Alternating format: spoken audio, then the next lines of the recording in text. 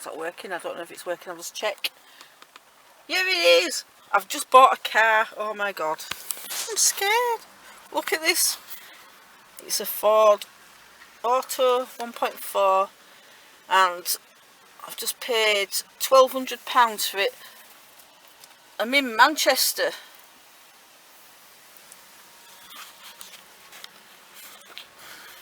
I had to go to Manchester to buy it and I'm crapping myself big time because I've got to get home and I'm scared because I haven't driven for a long time, for months actually, and I've got to get back on a motorway and through rush hour traffic in a city. Oh my god, I am scared, but I've got to do it now because I've bought it. I've paid a full year's insurance off in one go and 6 months road tax, so I need to go and fill it up to the top with petrol. I have no idea where the petrol stations are. It's really busy. I'm not enjoying it already but I've got to do this, so right, fingers crossed, we'll see if I get home alive. I bought this car at 4 o'clock and it is now bloody, what time, I don't even know, 10 to 7. And I am completely and utterly lost. Watch this. I have got my phone on, Google, and I've also got the satnav on that I bought today, and they are both telling me different things and they are both taking me the wrong way. I've been stuck. After 1 mile, enter the roundabout and then take the second exit. Been on right 2.5, nearly 3 hours of driving in a circle, not being able to get anywhere. I've had to pee on the road because I am so desperate for a toilet and there was nowhere to go. The petrol light came on and I had to try and get to the petrol station. I am in hell. Let me just tell you that right now. I am in hell. I don't know if I'm going to get home alive. I've had 2 near misses accidents already because the sat-nav's taken me down the wrong way, down one-way roads. It's really terrible. I've got anxiety. I'm recording this even though I look shit and I've been crying because one day I will look back on it and laugh like the bloody Glasgow shit when I got caught up in that thing.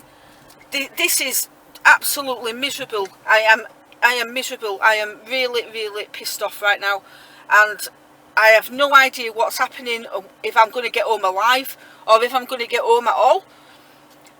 My advice is never ever go and try and find a car with someone that laughs at you. Oh my god.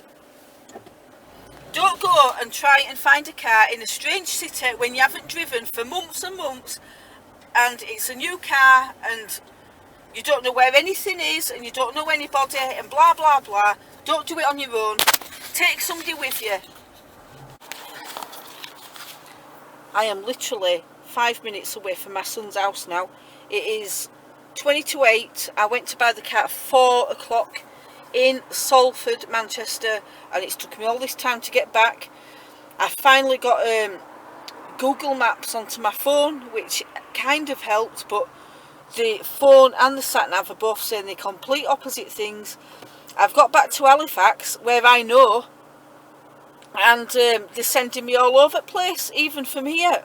Now, because I know this place,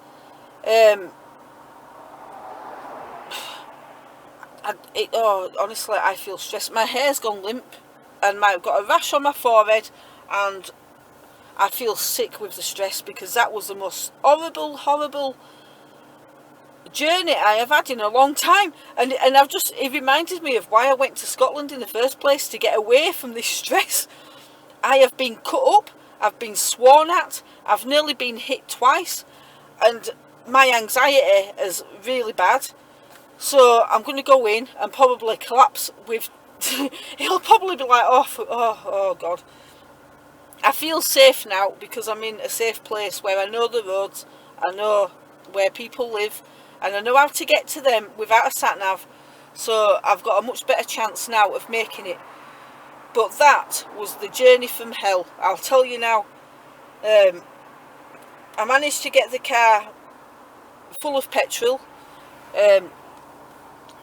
but I had to walk and find the petrol station before I drove because the satnav kept sending me the wrong way, so I had to do it on foot to find out how to get there.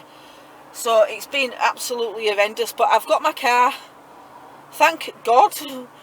It's got insurance for a year, tax for 6 months, and that's it. So I don't need to worry about anything now. Just go back, get a cup of tea and chill out.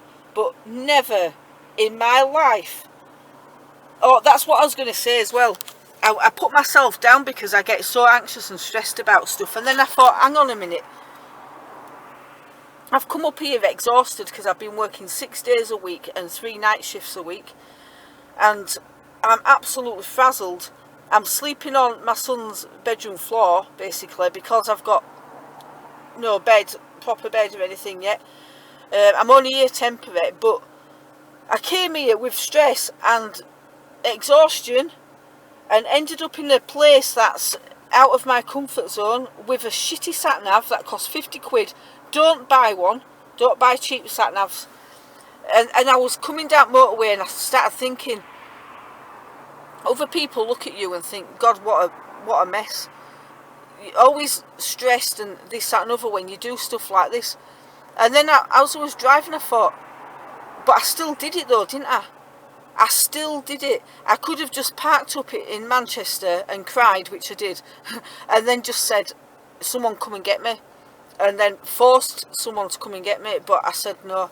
So even though I have meltdowns, and even though I get stressed and everything, I still do it. So a pat on the back to me for once in my life, because if this had been someone else, I'd have said, you did it, and that's what we're going to focus on now. The fact that you were scared, anxious, and you still did it. So I'm going to go now. I'm going to go and get a cup of tea and chill out. So anyway, one day I look back on this one and laugh. This is one of my I will laugh on. Look at the state of me, look what happened to me. All for a car, blah blah blah, but it's done now.